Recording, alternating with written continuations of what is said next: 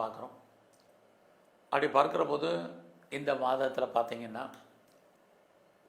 கிட்டத்தட்ட 3 கிரகங்கள் 2 ராசியில் சஞ்சரிக்கிறாங்க. புதன், செவ்வாய், சுக்கிரன் அத்தனையும்.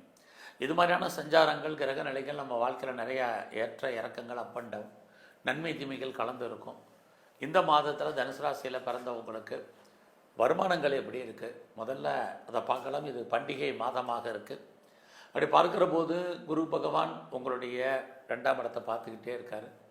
அப்படி இருந்தாலே உங்களுக்கு வருமானங்கள், சம்பாத்தியங்கள் பெரிய லெவலில் இருக்குது. அதுக்கு அதே சமயத்தில் உங்களுடைய 12ஆம் இடத்துல செவ்வாய், புதன் இருக்கிறது. எவ்வளவு வருமானங்கள் இந்த மாதம் இருந்தாலும் அதற்கான செலவுகளும் பெரிய லெவலில் உங்களுக்கு ஏற்படுவதற்கான வாய்ப்பு இருக்குது. இந்த வருமானங்கள் நமக்கு 2 விதத்தில் தான் நம்ம வரணும். ஒன்று நமக்கு வேலையின் மூலமாக, ஜாபின் மூலமாக வரணும். இன்னொன்று நம்ம பிஸ்னஸின் மூலமாக வருமானம் வரணும். அந்த அடிப்படையில் பார்க்குற போது இந்த மாதம் ஃபஸ்ட்டு நம்முடைய ப்ரொஃபஷன், ஜாப் எப்படி இருக்குது, ப்ரொஃபஷன் எப்படி இருக்குது, கரியர் எப்படி இருக்குங்கிறத பார்க்குறோம்.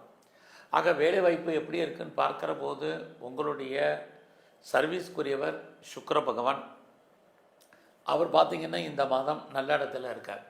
உங்களுடைய 10ஆம் இடத்துல இருக்கார். அதுக்கப்புறம் இந்த மாதம் 16ஆம் தேதிக்கு அப்புறம் 11ஆம் இடத்துக்கும் வர்றார். 10ஆம் இடம்னா என்ன அப்படின்னா உங்களுடைய அந்தஸ்து, புகழ், செல்வம், செல்வாக்கு, கீர்த்தி காப்பாற்றப்படும். எதில் என்ன வேலையில். ஸோ அது மட்டும் இல்லை, 16ஆம் தேதிக்கு அப்புறம் யாரெல்லாம் வேலையில் ப்ரொமோஷனை எதிர்பார்க்குறீங்க, இன்க்ரிமெண்ட்டை எதிர்பார்த்து காத்துட்ருக்குறீங்க, அல்லது போனஸோ, அரியர்ஸோ, இன்சென்டிவோ எதிர்பார்த்து காத்திருக்கிறவங்களுக்கு அத்தனையும் கிடைப்பதற்கான வாய்ப்பு இருக்குது. அது மட்டும் இல்லை, உங்களுடைய சர்வீஸ் ஸ்தானத்தை சனி பகவானும் சேர்ந்து பார்க்குறார். அப்போ யாருக்கெல்லாம் வேலை தேடிட்டு இருக்கீங்களோ உங்களுக்கு கண்டிப்பாக வேலைக்கான வாய்ப்புகள், சந்தர்ப்பங்கள் இருக்குது.